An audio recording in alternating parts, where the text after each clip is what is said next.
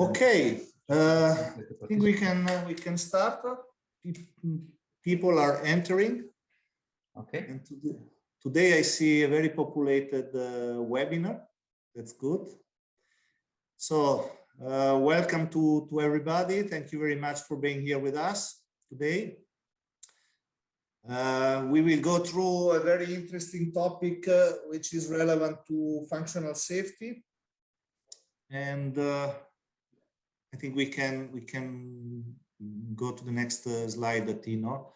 Okay. Just to present ourselves, I'm Mauro Perego. I'm sales director of GMI. We will see I will spend a few words about the company. But today the guest star is our Tino van de Kapel, our functional safety director, very expert in all the matters relevant to 61511. Today we are going to touch one specific topic, which is functional safety, safety requirement specification, which is one of the most important documents which has to be referred to while dealing with functional safety. I will not spend too much word about that because I leave the expert talking about that. So can we go to the next slide? Yeah, as I said, I want to give you some information about the company. I will be very short. On the other hand, before to go in such information, such details, I want to say that this is one of the many seminars we are arranging on several topics, whether it is functional safety, intrinsic safety, application with our equipment like safety relays. So we have many topics which may interest you. So my recommendation is to watch our website where we always put the list and the dates of the webinars we are arranging. This webinar, as well as the previous one, is recorded, and you can find it later on GMI YouTube channel. So you have this chance to rewatch in case you miss something, or to watch also the other webinars we have done in the past. You will also all receive the presentation and on a PDF format immediately after the presentation, the webinar itself.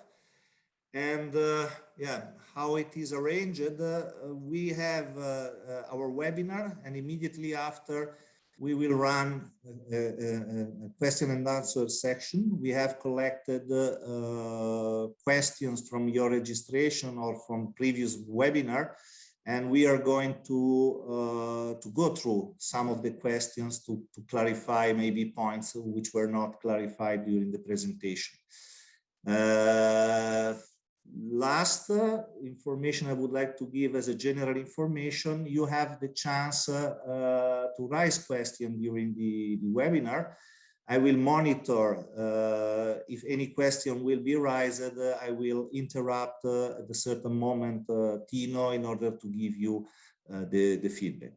So again, few words about GMI, who is offering this kind of webinar since now almost 2 years, I believe. We started with the situation. We started with when the COVID period started, and we found this way to communicate to people, to divulgate technical information, as you will see today. So GMI is a manufacturer of field interface. And we are mainly engaged on field interface, which cover two aspects of the safety. One, it is intrinsic safety, and the other, it is functional safety. You find our devices in many packages, in DCS, ESD, fire and gas, and in many industrial sectors like oil and gas, chemical and petrochemical. We are an Italian company, 100% is produced here in Italy, but we are a global player, so we have subsidiaries, offices, and distributors worldwide. Please. Okay, so this is just to what I mentioned. So we are always present and available worldwide. This also means, we will see shortly later, that we have installation all over the world, and we are meeting all the local requirements in terms of certificates, in terms of certification, following the local requirement. Just to make an example, from next year, will be necessary to have the specific scheme named the UKCA to run installation in UK, and we are of course applying for that. So dealing with safety, one of the most important things. Dealing with safety means dealing with the human life, the environment, the asset of a customer. Of course, the quality for us is one of the most important goals. As a matter of fact, we are producing everything here in Italy, and we are testing everything before it quit from the production stage.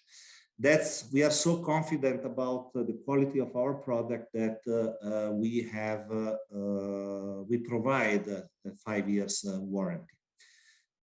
So we can go ahead. Okay, this is what we mentioned. I mentioned it before shortly in one page. Of course, we hold all the certificate which set the quality of our engineering, fabrication, and so on. But of course, you see on the right side of the slide, a lot of logo which correspond to the various certification that we need to hold in order to be able to deliver to a specific country. Go ahead. Okay, this is in one short page, one small page, the portfolio we have, ranging from intrinsic safe barrier, safety relays, isolator, power supply systems, as well as a multiplexer. Then we have also the possibility to install our equipment, our barrier and relays on termination board, which most of the time are customized to a specific system. We have hard multiplexer system as well as a surge protector. Okay, looked indicators, we have few possibilities. And finally, the last bullet is not, of course, a product, it's a kind of service. We provide consultancies, training on the two aspects I said before, intrinsic safety and functional safety. As well as we have the possibility to cover cybersecurity training and support. I will leave Tino during the presentation to talk a little bit more about that. As a matter of fact, Tino is, as I said before, it is our functional safety director, and so it is covering this aspect. Is participating or holding a webinar like this. He's holding a functional safety training based on the TUV Ireland program. That means that anybody can join a training organized by GMI, can get finally a certificate which is issued by the TUV Ireland, which qualify the person as functional safety expert. But I'm sure we will have the chance in the course of the webinar to touch again this point. Okay. Go ahead. Okay, so this is just again a short list of the kind of customer we have, ranging from system vendors to APC contractor, OEM, as well as end user. As said, you will see that it is just not really complete, but it is just to give say a fast idea about the kind of customer that we cover with our application, with our solutions. Good. All right. Okay, that's the point where I will shift my word to Tino. And yeah. You are free to start, Tino. I will, as said, I will monitor, and if you have question, I'm here to support the webinar in entering in the webinar and raising the question to Tino. Okay, there's just one of the attendees, Mauro, he raised the hand. I think that we don't take the raised hand. You have to fill it in the questions in the Q&A box. Mauro will supervise the Q&A, and I potentially, if I have the time, will give that answer to whatever question comes up. Right, let's start today with the topic called Safety Requirement Specification, which is one of the documents, which is the document enabled to design your system, to maintain your system, to operate your system. So it's clear that in that document, you can never have enough information. That's also why the good engineering practice standard code, the IEC61511 for the process industry. And with the process industry, we are talking about the oil and gas, chemical, petrochemical, and what was new by edition 2 2016 is also the new addition of the applications such as the pharmaceutical and the food and beverage. I will not go to the life cycle. This is just here a picture of call it a working principle with activities in all those boxes. We have a different webinar which is handling only the life cycle or the introduction of the 61511. The topic we want to talk about today is actually here colored here in red, or is box number 3. We call this phase number 3. And for those of you who are familiar with the normative requirement, means from part 1, from the IEC 61511, if you go to chapter 10, that is where you will see the I was in the cybersecurity course before. Come back, you will see on chapter number 10, you will see safety requirement specification. Because we are dealing now with both cyber and safety, so we are keep on mixing those words in our phrases, so apologize for that. So today, the first 3 phases, which you just have seen, and I may maybe go one slide back, and I could tell you the story on the pictures itself. If you look here on the top, you see here on number 1, that is phase number 1, which is chapter number 8. This is your hazard and risk assessment. That's a very crucial phase in any project, meaning that we are trying to identify what hazards we are dealing with. And once we start to understand the hazards we are dealing with, there are 2 questions to be answered. One is, what is the potential consequence if the hazard or if that product would escape from my pipeline, my tank, my vessel, whatever? And secondly, how frequent, what is the likelihood that such an event can occur? Once we can actually deal with the 2 questions and we know what are the consequences and we know what are the potential frequencies, we will actually take those 2 measurements, and most likely those of you who have been involved in such projects will recognize that you go into a risk matrix. So the risk matrix is a potential 5 by 5. So you will have 5 different consequences, 5 different frequencies, and then you will pick a certain, let's say, definition of a risk criteria or maybe of a risk reduction. The majority of the risk matrices now are working directly with a cell class. So when the people are finding those 2 answers, they will come up with an answer either in a cell 1, a cell 2, a cell 3, or even into a cell 4 range, which needs to be redesigned according to the standard. After this exercise, once you have defined what is my risk coming out of this potential hazard in my product, we will then have a look. That's phase number 2, and this is the famous LOPA. That's the layer of protection analysis. As the word is saying, we will try to analyze. We will try to analyze the different layers of protection which may be on top of each other. That means that we will look into our existing control platforms or our existing instrumentation. Do we have a certain methods that we can take some credit for in able to reduce the risk? And if that risk reduction potentially, if you would have it, is not sufficient, is not enough to reach your tolerable risk, only then, that is where phase number 3 is coming in. And phase number 3 is, now we want to define in a document what additional risk reduction do we have to build in able to bring my potential risk to below my tolerable risk. That's the whole concept here of this story. That's also what is described in here. So I will skip this slide. As Mauro told you, you will get a copy on PDF after the webinar is finished, so we can all read this again, what I just explained. Before we start, I would like to get some interaction because we have a huge attendee today. There's a large group of people. So I would like to see how many of those people are really eager to share something with us, because we are sharing something with you also.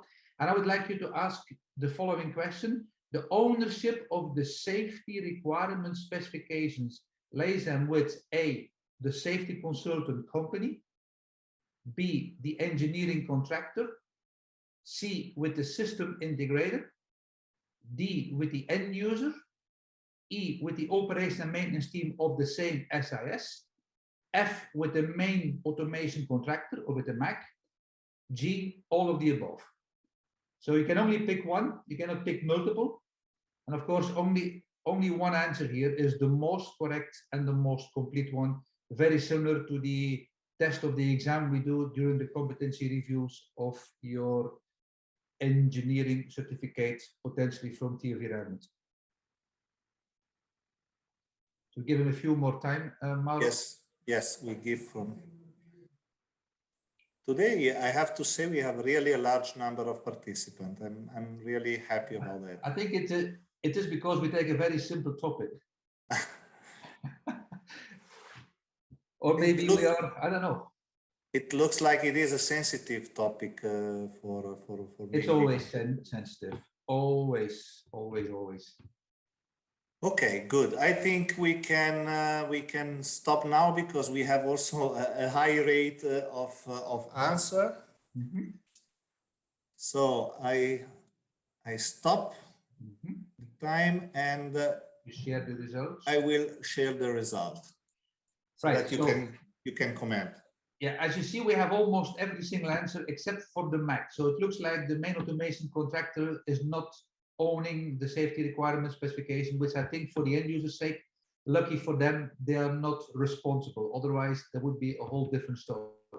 However, a safety consultant or a safety company that you may have hired to write your SRS, in terms of owning, doesn't own the safety requirement specification. Of course, you need to select or hire a competent group to write the safety requirement specification. So then they have to make sure that based on their competency, that the content is accurate and correct and complete, etc.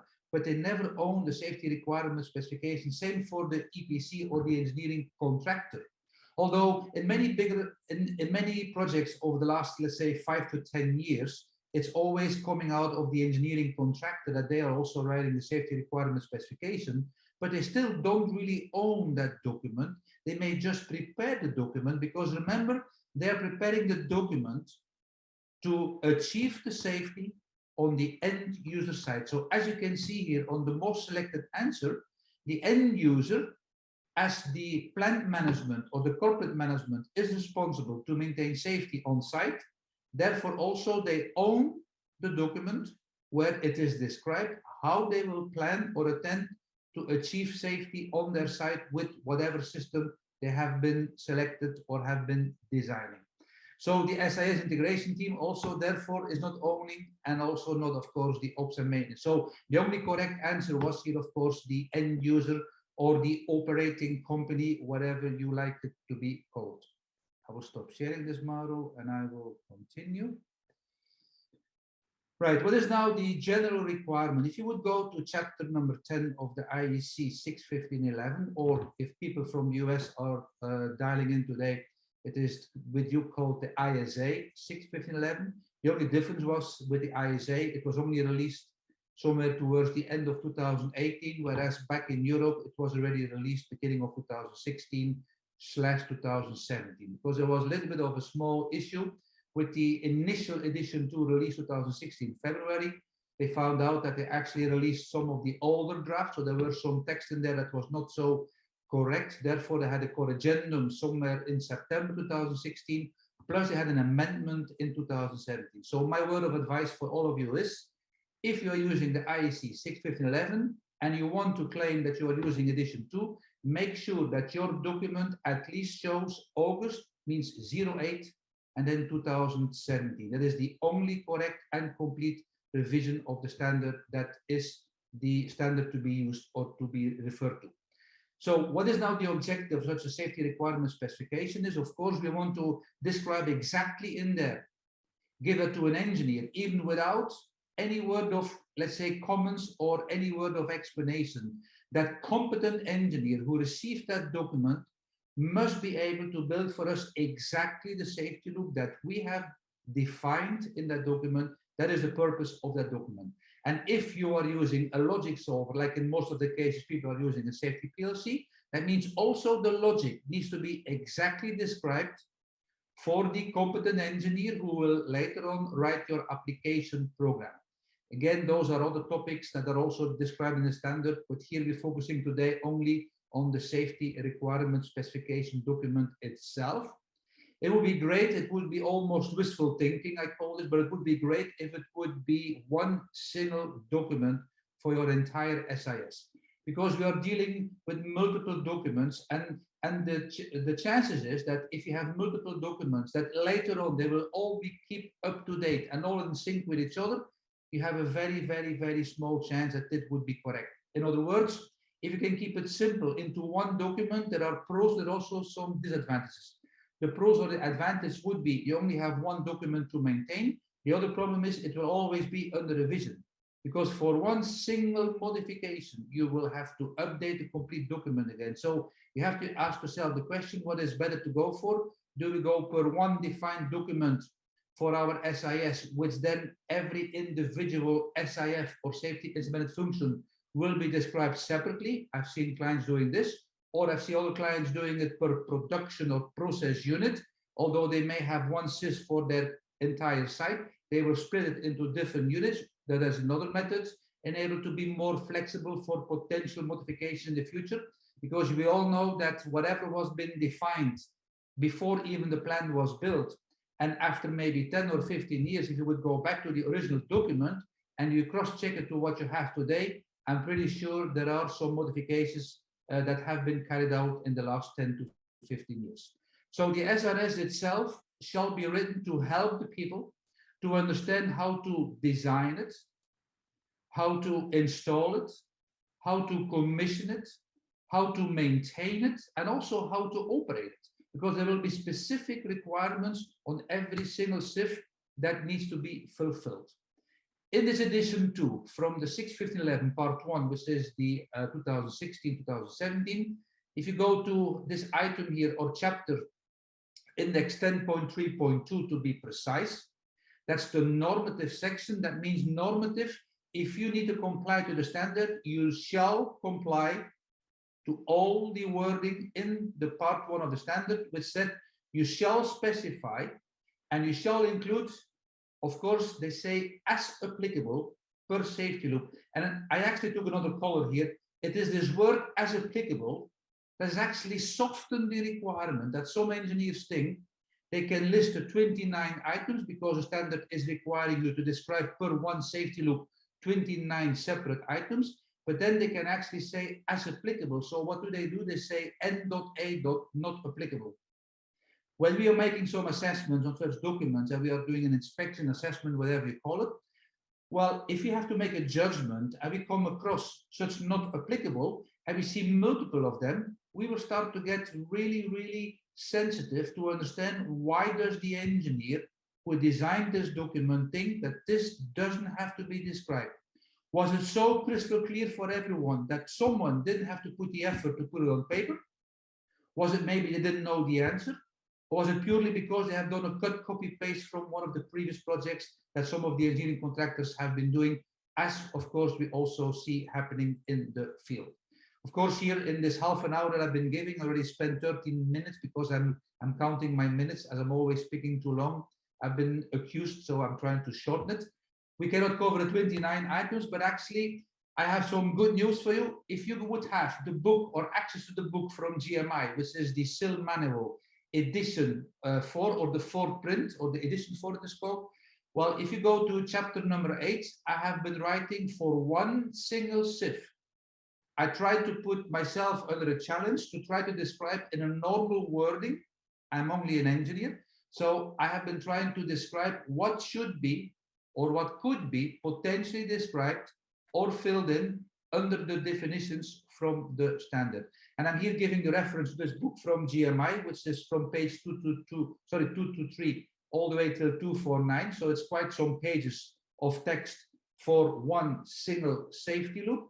And if you don't have any access to the book, I'm pretty sure that Mauro will probably at the end of the webinar tell you that if you send some email or so fill in some request, that there could be a book arranged for you. Excuse me, Tino, excuse me if I interrupt you. There is one question. Okay, I see it here. Yeah. Yeah. For the beginners, where to start? Which part to refer to, the IEC61508 and the IEC61511 first and second, and further onwards to get complete picture of safety requirement? Well, if you are a beginner, I would recommend you not to start with the 61508, or you must be a guru, you must be a real specialist to be able to read it. I would advise you to start with a simple 61511 edition 2 part 1. On top of that, there are some technical reports. One of them, which I personally really, let's say, value a lot, is the technical report 4 from the ISA 61511, which was released in 2020 by memory, because I have actually purchased it. So if you are an ISA member, you can read it without buying it. But if you are not a member, you will not be able to have access to this technical report. So then the only chance you have is actually trying to purchase that document, which is, in my humble opinion, a very practical document for any starter. On top of which, GMI has the ultimate book, which is called the SIL manual, the one we just showed you. And I would recommend you first start with that book. It's not a standard, it's purely a story that you can read and try to understand. That would be my answer. Is that okay, Mauro, for you? Absolutely. I was just thinking to recommend the SIL book, SIL manual, but you did that. All right, good. So what is the minimum that every SIF shall describe? And the word shall is literally in the standard. So if you read shall describe, that means you have to do it. There is no other choice. It's not like you should think about it. Now they say you shall describe. And in the older standard, in edition 1, it was like 26 items. Now they made it 29. So it's a little bit of different items in there. But what is the minimum on any safety loop, wherever you are in the world based?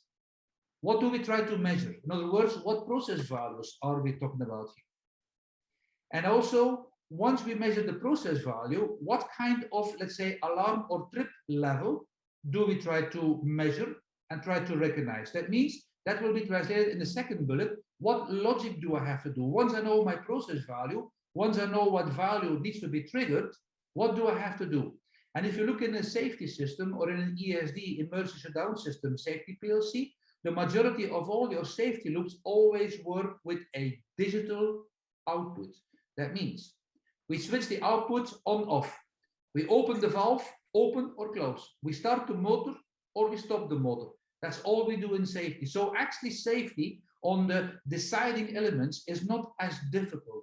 That is where we are coming in with the interposer less from GMI, because they're all different concepts. We have another webinar which we have done, I think, a couple of weeks ago, which was called the energize to activate or de-energize to trip. I would recommend also to have a look in that. And there's also another webinar specific of the correct use of a safety relay, which is another thing that you should try to understand and able to know what final element decisions can we actually change with our interfaces. The third bullet is, what do we have to do as a final action? So what do we have to actuate? Do we have to open or close a valve, or do we have to start or stop something? How much time do we have from the moment we measure our trip point to the moment we achieve our process safe state? Well, that process safety time, we divide it by 2, and that will be my target for my measurement of my response time. Response times mean from the moment your sensor measures it to the moment your valve, if it is a fail to close valve, is closing inside the travel time that was defined. So if you measure that time, that is my response time. So according to my process dynamics, my process specialist will have to tell me what is my process safety time. Me as an engineer writing an SRS will take the PST, the process safety time, divide by 2. That will be my minimum or my maximum response time allowed for that specific loop. And last bullet is, what is the target risk reduction factor? I mean, if you see a safety loop description and people are asking, can you build a SIL 2? That means that is a very, let's say, open for subjectivity decision where is SIL2, because you can have a very good SIL2, which is nearly a risk reduction factor in the range close to a SIL3, or you can have a very bad SIL2 nearly down to the range of a SIL1. So somewhere in there, we have a performance band. And it is that performance band, is that risk reduction factor that will be needed later on to decide, does my loop still fulfill my risk reduction factor that it was designed for? Some other requirements is what type of hazards do we try to isolate? Because remember, our safety instrumented function is only needed because we had not enough risk reduction factor in our current installation during our LOPA investigation. So we come up with an additional risk reduction, but we need to tell to the engineer that is actually looking at this loop, if it is now to start up or to stop or to maintain or do something, well, he needs to know what hazard will potentially come free if I do something wrong with that loop. Bypasses, well, every single installation always has somewhere a bypass, which is not a bad concept. However, a bypass must be time limited. And according to the new standard edition 2, you need to have a compensating measure in place before you are allowed to activate your bypass. Proof test implementation requirements. A lot of people will say, oh yeah, we do proof test. And if you then ask him, how frequent do you proof test? You say, oh, we do it every year. Well, some of them really mean a year plus 1 or 2 or 3 months. Some of them mean maybe it can be a year and a half, which is the frequency of your proof test. But the second thing, which is more important to understand also, is how good can we test it? I give you a very simple example. If you shut down your production unit and then you move your valve to close and you measure the limit switch, or you look at your position and say the valve is closed, that's a very, very, very bad proof test coverage. That's like pushing your brakes on a car when the car is in the parking lot, looking in the indicators on the back of the car saying, yes, my lights are still on, therefore my brakes are still working. That's not a very good proof test. So we need to proof test under the hazardous condition to make sure that my final element can still achieve my process safe state. That is defined in a proof test coverage. Which sources of demand can you have on your loops? The mode of operations, how do we start up? How do we shut down? How do we reset? And again, if you want to see more, you can go to the book of GMI in chapter 8. I want to give you one more, which is kind of a challenging one, which is called MRT versus the MTTR. And I may slow down a little bit for those who are maybe losing me. But if there are some people listening in today who are actually being already involved in predicting the availability of your safety loop, or that have been doing some SIL verification. You may have used a commercial software package. You may have your own formula. You may have your own Excel spreadsheet, however you are doing it. But I'm pretty sure that those of you who are a specialist, you probably also filled in something called an MTTR.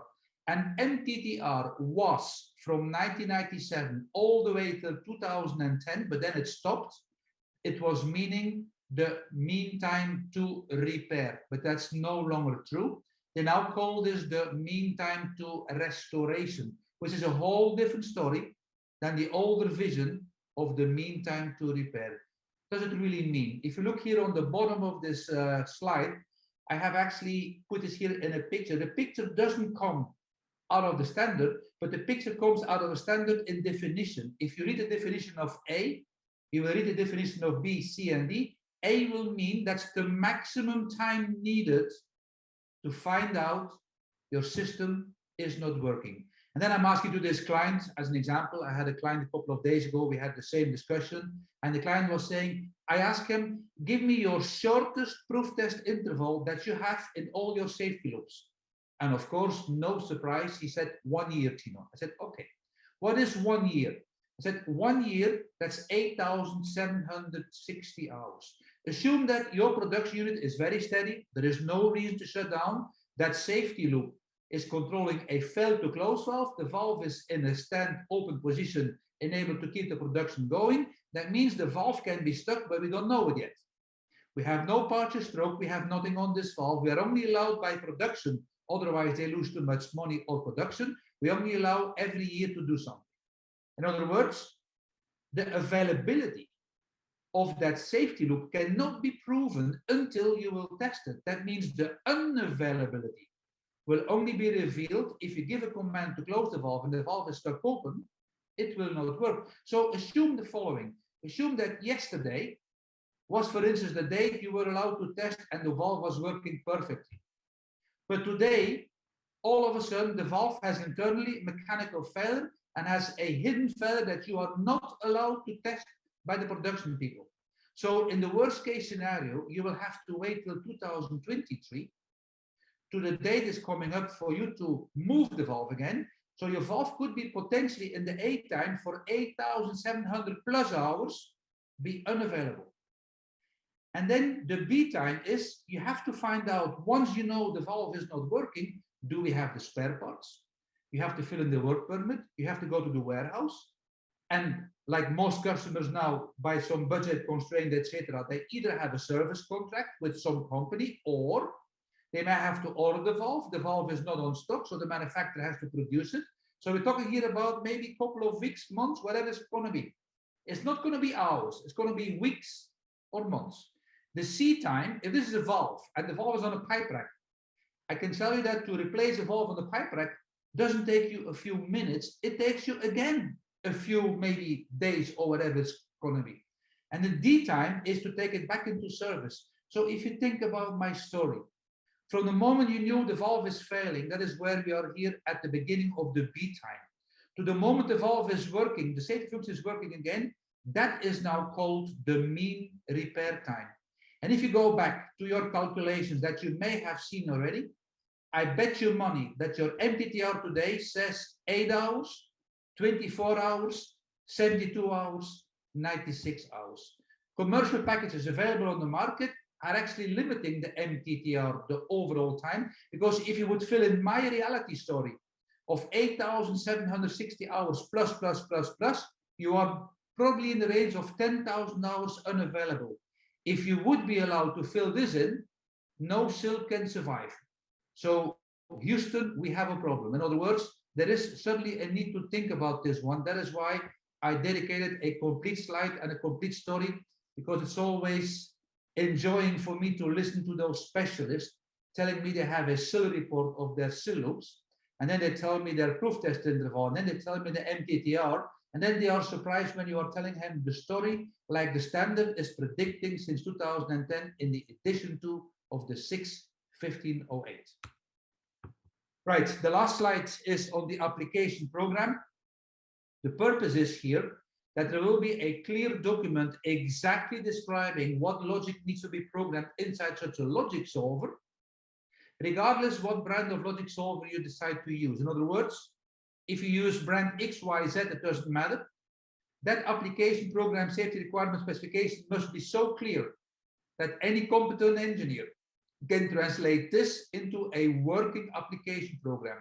And as the standard will ask you, excuse me, is that there needs to be a 4I principle for that application program verification. That's another new topic, which we also actually explain in another webinar, but not in this one. I just want to briefly touch it. So the competent person that actually maybe is the original author of the program cannot verify his own program. It must be done with a independent from the first author competent person, plus the independent competent person needs to prove evidence how he or she decided that the program from the previous author was correct. Right, Mauro, we have another poll for the audience. Oh, you are on mute, Mauro. You put your microphone on mute. Sorry. Okay. Yeah, we have another poll, but before we have also another question. I think you can easily answer, because I think it is a topic which was touched already by a previous. Okay. For standardization, is there any standard guideline on SRS table of contents? If there is one, how much flexibility is there for the owner to implement all section or some section of the TOC? Well, the answer is very easy. There are 29 items to be described. You shall describe and you shall include as applicable. So in other words, if you believe that for you it's all not applicable and safety will come from heaven, you don't have to describe it, you can leave everything empty. But if you want to protect your assets, your people, and your environment, I would assume that for a safety purpose point of view, I would like to be that every single item is clearly described on what needs to be known, because you have to remember the person who writes it today may not be there forever. In other words, if he retires or if the company is no longer existing and all of a sudden another engineer who's also very competent takes it over, where are the chances that he will understand the blanks that the other people were maybe not, let's say, competent to fill in, or maybe were purely lazy, or maybe out of budget, or whatever was the excuse. There's always excuses why not to fill in something clear.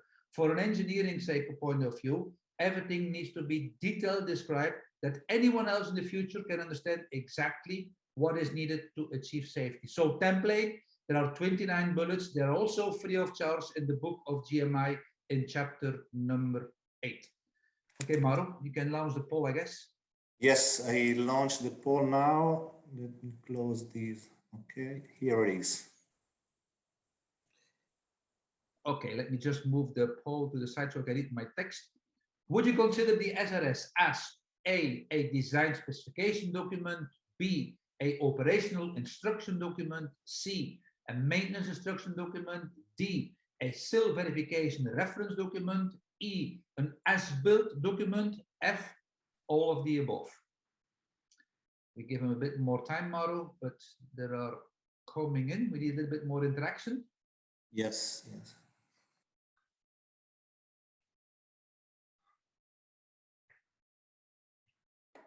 We still give them like 20 seconds, Mauro. This should be enough for a few clicks, I hope. So we need to have a few more people clicking on the poll. If you want me to continue. Okay, I stop here, Timo. Okay, all right. And I share it. All right, so we have 50% saying all of the above, which makes me, let's say, proud. It makes me happy. Maybe you have followed the webinar before, or maybe you watched the recorded webinar on our YouTube channel. It doesn't really matter. But of course, if you think about it, there are many people in the initial stage of the standard that were thinking that the SRS is purely a design document. But if you think about it now, how can the people in the future take a instrument engineer? How can he make a loop check, a loop test, or a proof test if he doesn't have such a document like a safety requirement specification? And it goes without saying that the safety requirement specification will have to be maintained as an as-built document. No matter how small or large the modification in the future may be to the existing installation, that document needs to be updated. It's even so that during the functional safety assessment stages, means the assessment by a senior competent expert judgment, they will need to have that safety requirement specification to understand exactly what SIF you have out there in your production unit. So design specification, of course, it's a large part of design information in there. There is some information in there, especially for the operators. I'll give you a few examples, like where to shut down that safety loop, how to reset the safety loop. If it goes to shutdown, it should not reactivate unless the SRS is saying we don't need it. But typically, the reset will be described in there. Also for the maintenance people, I mean, the engineer, he may be very competent, but he may not even know all the different interfaces in one safety loop to know what is the proof test coverage, what is exactly requested from me, which will be, of course, part of his proof test procedures. I fully agree. But some of that information will already be covered here in the safety requirement specification. Same for the SIL verification. How can I verify a SIL if I don't know the exact layout and configuration of that safety loop? Again, the document SRS will have to give you that. So it's strange, 0% clicked as built, although the SRS should be the as built document as well, because you have to maintain it. Does it make sense to build a plant with an SRS document from an EPC contractor, and after 5 years that the document is so wrong that everything in the field is different already? That means you are lacking somewhere a reference document that needs to be explaining exactly what is out there in the field. All right, Mauro, you can stop sharing and we will continue if you allow. Yes, Okay. I try. That's okay. I've done it. Right. Well, in closing, and then I want to go into the questions and answers, which we selected actually quite a few interesting questions, which inspired me to update all the slides again on the Q&A section, so it's different than the previous webinar. But before we go, the book, I think is already mentioned enough, but that is the book edition number 4 from GMI. We do have also online on the GMI webpage, we have a GMI Academy where we also have some recorded versions similar to what we are doing in the webinars. Here you have to register yourself. What Mauro was mentioning, one of the main tasks that I have been involved in with GMI is, amongst others, is that we are providing a competency review scheme called the TOV Rijnmond Functional Safety Engineer for the Safety Instrumented System or for the SIS. And actually yesterday I was updating some text that I had to send to some people, and I have done exactly 202 trainings in the last 15 years worldwide. I think about nearly 20 have been virtual because of this COVID. Since the last couple of years, everything was changed to online training. So we are now actually providing about 50% virtual, and the other ones are face-to-face, but we still provide them. And I think in totality, I have trained nearly 2,600 people. To be exact, it was 2,592 because I just showed the number in one of the emails a minute ago. We also provide, since this year, we also provide, we started with that last year in another country, but we also provide now the fundamental of cybersecurity training, as well as the cybersecurity risk assessment training. And the security risk assessment, the SRA, you need to pass first the cybersecurity fundamentals before you will achieve your certificate on your personal name for your industrial automation control system, cyber SRA or security risk assessment certificate, coming also from the TOV to prove you are competent. And the duration of all the certificates, as all the other ones, is 5 years. We also provide customized in-house trainings, and we also do seminars and webinars as we have been doing here today. As Mauro was saying, we also provide some consultancy. Lately, we are heavily involved in functional safety management again, as well as for end users, as also for system integrators. And I'm even working for the moment for one of the system product providers. So it's a product systems supplier that we are working on an FSM for them. And on the bottom here, we also do the OT security. That's the IEC61511 which some of you, I'm pretty sure, have heard of before. All right, Mauro, I can think we can probably stop sharing this one. And I can share now my Q&A. No, you asked me to share it. No, well, it's up to you. If you want to share it. I also see here the question in the meantime coming in, which I can handle. So either you can share it, Mauro, or I can share it. It's up to you. But you have no rights anymore, are you? No, but I don't. No, it's okay. Forget it. I will do it for you. Not an issue. I have it already here. So first I have to share the screen, and which is probably this one. I think there is no need to share. No, it's okay. I am there, Mauro. Okay. But before we go, there's a new question coming in from a engineer. Whether do you have any presentation on the voting topic, like 1 out of 2, a 2 out of 2, a 2 out of 3, and a 1 out of 2? Out of my memory, that is covered in the GMI book, but I don't think we have such a basic webinar. Maybe that could be an idea to have a voting versus redundancy webinar. Actually, it brings me to an idea that maybe we could do a new webinar topic in the future, but we don't have it currently available, except it's in the book. And of course, we are covering it in length during our 3rd day on the hardware session on the TOV Functional Safety Engineer SIS training courses. All right, Mauro, let me go through here. And then what did we select? Should I read the question, Mauro, or do you want to read the question? No, please read it. Okay. I don't want to steal your job, otherwise maybe I get No. Okay, so who is responsible to prepare the safety requirement specification or the SRS for a grassroots project's EPC, Mac or client? I think we mainly covered it, but I thought this was an interesting one to trigger to repeat again. So how did I read this question? Because we don't know enough background behind the question, but from a neutral point of view to answer this one, I would like to start with the following topic, that any project that needs to comply to the IEC61511 shall have a functional safety management scheme in place. In that functional safety management scheme, you will dedicate a responsible person, mainly or most likely that will be your functional safety manager, and that person needs to make sure that whoever writes the safety requirement specification needs to be competent for the activities which they are accountable or responsible for. In other words, it's not because you hire a company XYZ that all of a sudden they are responsible for, let's say, the end product called the safety requirement specification. You have to step back and look inside the operating company, which is the end user.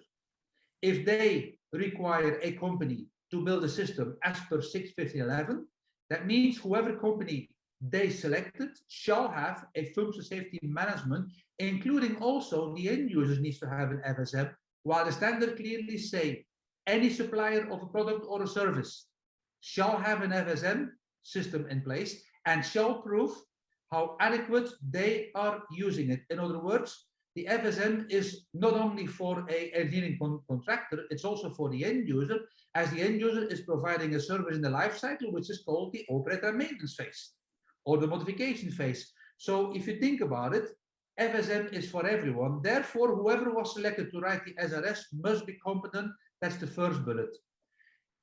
Going back to my introduction story on this phase 1, 2, and 3, which was the hazard risk analysis, the LOPA, leading into an SRS if you haven't reached your tolerable risk. Well, that is what I say here in the second bullet. Once you find out during your LOPA investigation that you need some additional risk reduction, then that decision will be actually leading into this defining an additional safety instrumented function. Depending on the project structure, but typical, the engineering contractor is, as I said also in the introduction, classically it is the EPC or the engineering contractor who is actually writing the SRS. And as I said here in the last bullet to close this, if you look here on the picture at the left side of the slide, below this phase number 3, you see here stage number 1. And stage number 1, and again, we have a webinar dedicated to all the functional safety assessments, but stage number 1 is the first assessment required. After your SRS has been written, has been completed, has been verified, then an independent senior judgment needs to be made on the content of the safety requirement specification before people will start to design and engineer any system. That is the logic of the standards. Okay, Marlon, just try to advance, but my system stopped. Okay. This person was asking here in the registration form, I would like to know your viewpoint on making an SRS with structured content that is usable for commissioning, operation, and maintenance. Again, I was inspired with the, let's say, the detail of the question, and I thought, let's try to do my best to give him a sensible answer. Well, as you have noticed, the SRS should be the reference to engineer, to build, install, commission, maintain, operate, etc. Therefore, that document, as I said also in my webinar already, shall be an as-built document to explain on how this safety loop will need to be maintained or operated, etc. And I propose here, as just a suggestion from my personal point of view, this is not coming from a standard, but I would propose to create a SIF template. That means per safety instrumented function architecture, I would make a template with specific and relevant information for any installation activity. That means if there needs to be an installation commissioning engineer involved, what do they have to know about the details from the SRS? Giving them simply the SRS is an overkill. There is too much information in there, but they need to know exactly the minimum requirements. And then you can ask yourself the question, what is then the minimum requirements? Well, think about the following. If they have to install a smart or hard transmitter, what are the smart or hard transmitter manufacturer installation recommendations that the installation engineer will have to follow? I make it simple. I take here a interposing relay from GMI, which is a dinner rail mounted relay. I'm sure that some of the relays, they have some housing, and in the housing there are some air ducts on top and bottom for a particular airflow in a cabinet. You have to also respect the minimum distance from your cable ducts. All those small little details are not inside the safety requirement specification, but they have to be in the installation and commissioning guide to help the engineer that built the cabinets to know exactly how he can actually use that element. So those are kind of details which doesn't belong for my sake in the SRS, but are complementary additional information needed that the installation commissioning engineer will not make any mistake. Same later on for the maintenance engineer or the instrumentation engineer that is going to do a loop test. What does he have to do for a loop test? How many people know exactly how to test? And I take here now the biggest unit or subsystem in your safety loop, your safety PLCs. What do you have to do? If I ask this question to 2,600 people trained through all these 15 years, I think not even 10% know exactly what to do to test a safety PLC. Although it's very clearly, it shall be written in the safety manual, which is a mandatory requirement from the 61508, which is not part of this, let's say, webinar, that is part of the 61508, but not of the 61511. But that type of information needs to be given to the people responsible to maintain safety on their systems. Right, trying to advance model. How to fill in the SRS, and do you have a template for it? Maybe this is the same person that asked already the Q&A. There is no cut, copy, paste or a blind template for dummies to just fill in some text and say, yeah, now we have a great SRS. I don't think that will ever exist. So you need to have a certain understanding, basic understanding. And as I already mentioned, I would start to read first the book from GMI. I would start also with that chapter 8, which is handling a safety requirement specification information. And then together with the normative requirement, part 1 of the 61511, I would try to look at the complete part 1 of the standard, which is no more than about 89 pages. So it's not a million pages. We're talking about 89 pages of text. Of course, the text is not so easy to read. That is why if you take additionally the report 4 from the ISA, almost said 8401, that was the old name. Now it's called the ISA 61511 2018 release, and the report 4 was 2020 release. I would take that document for you to understand how is the guidance to implement the normative part section of the standard of the 61511. And last bullet, I can only recommend read, try to educate yourself, and try to follow some training, some online training, some webinars, whatever, to try to grasp this. It maybe sounds, let's say, complicated the first time you listen or you read this, but after, let's say, a couple of years, couple of projects, I'm pretty sure you will start to gain some competency yourself.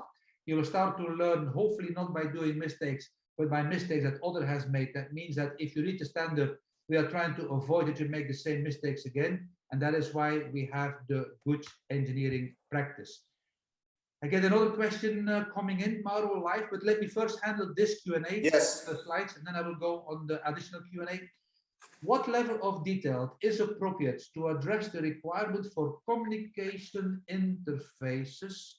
Just trying to think myself now, including the measures to limit their use and the validity of data and commands, both received and transmitted. That's rather a long question. Could you please provide a simple limited scope example? I always love these engineers. They come with a very long question and they say, can you give us a very simple example?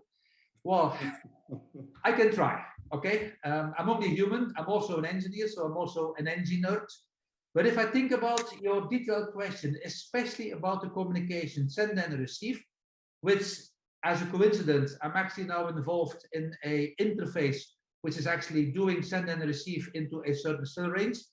Well, if you think about it, the IEC61508, which is the functional safety standard for an EEPES equipment, like E stands for electrical signal, the second E stands for electronic components, the last PES stands for programmable electronic safety related system. Well, any device that falls under the 61508 has very specific, let's say, definitions on how to communicate safe from one end to the other end.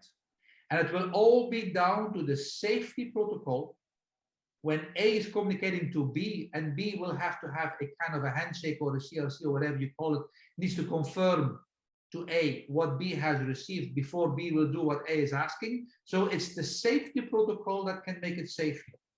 So the safety story towards a SIL integrity is purely based on the safety requirement specification of the safety protocol, but not of the media, meaning that media, we can communicate over wireless, we can communicate over a copper wire, fiber optic, a satellite.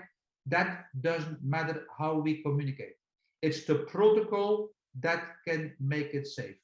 Going further, what can now make a communication secure? Because now you have your cybersecurity risk assessment to take care of also. Well, providing first of all, you know what security level would mean in your specific zones. If you communicate between two specific zones in your installation, again, the communication channel cannot make it secure or insecure. It's going to be the counter measurements on both ends on the zones before you can communicate secure.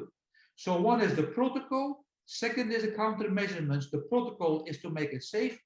The counter measurements is to make it secure. That's also here what I try to answer as a neutral answer in the middle. And again, I was trying to keep it simple, although it's not a very simple material, so we can go a lot more in detail if needed. These are the normal techniques that I would address to think of or to consider in order to communicate safe and secure and to reach or to comply to a certain safety integrity level. Mauro, I leave the word to you. No, I will first do the Q&A. There is one more question coming in. For example, in a HIPS system, I do not know what was the previous. Maybe I can look at the answers. There was maybe the same person. No. For example, in a HIPS system, I do not really know what do you mean in a HIPS system. Of course, I know what a HIPS system means. Do you ask me if I can give an example of a HIPS system safety requirement specification, or do you ask me something else? Because very, very briefly, a HIPS system for me is a high integrity pressure protection system. That means we want to measure the pressure. It will be most likely done with a 2 out of 3 measurements, a pressure transmitter, of course. We'll go into a safety interlock, and safety interlock will then isolate the unit downstream, which is actually isolated by a 1 out of 2 valve. That means you will have 2 shutdown valves, 2 filter close valves. They will be in a configuration most likely in an HFT equal to 1. That means half the fault tolerance of 1. If one of the valve doesn't work, the other one is working. Well, that concept is classically described in a HIPS application, that this would be defined in a safety requirement specification. And I have one more question before I will give it back to Mauro. In one of our projects with a particular system from the market, which I don't want to make marketing for them, safety system, the communication module is non-SIL. So does it will affect the overall SIL level? Communication refers to PLC, rack to IO, module rack. Well, very simply speaking, if that communication is non-safety related, you will not get any safety integrity level communication to that module, full stop. All right, Mauro, up to you now. Yeah, but I would say if it is a safety system, the communication must be safety related. So if not the module itself, it is the protocol, as you were saying before. I would give for granted, otherwise everything would not be reliable. Okay, good. So I take the word for the very last few last sentence. Here is a picture of our website. As I mentioned in the beginning, we are running several kind of live webinars. Today we might also receive some hint for the next one, for a new webinar we may prepare about redundancy and versus safety, or redundancy in the meaning of safety and availability. Okay, we will think about. But anyway, if you go today to our website, or you keep it monitored, you will see a lot of interesting webinar on different topics, like today, functional safety, later on, intrinsic safety, application, and so on. Very last question for you.